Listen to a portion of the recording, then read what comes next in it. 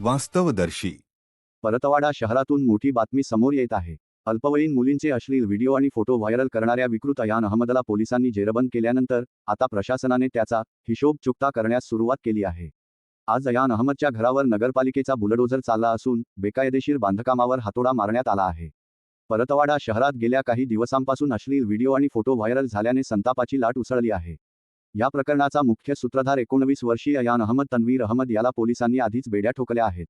मात्र केवळ जेलची हवा पुरेशी नाही अशी लोकभावना होती.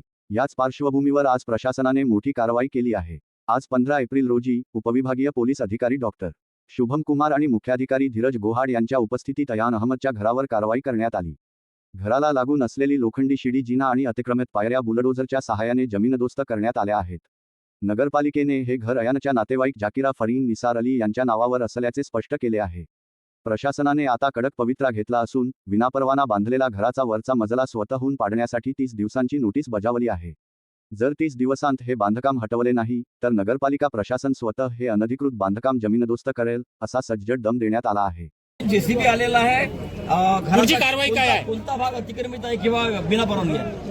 हा पुढचं शेड आहे ते सुद्धा ते अतिक्रमणात होतं तर ते काढून घेतल्यात आलं. आता ज्या पायऱ्या आहेत साईडच्या त्या सुद्धा अतिक्रमणात आहे, त्या काढल्या जाईल. आणि वरच्या मजल्याची परमिशन नाही आहे, जे बांधकामाची परमिशन नगर परिषदेकडे नसल्यामुळं बांधणे सुवोनी त्यांना नोटीस चिपकवलेली आहे की 30 दिवसाच्या आत ते पाडावं किंवा जे काही आहे ते त्याच्यानंतर 30 दिवसात ते सुद्धा पाडण्यात येईल. जे पायऱ्या ज्या अतिक्रमणात आहे, जे अतिक्रमण आहे ते पाडलं.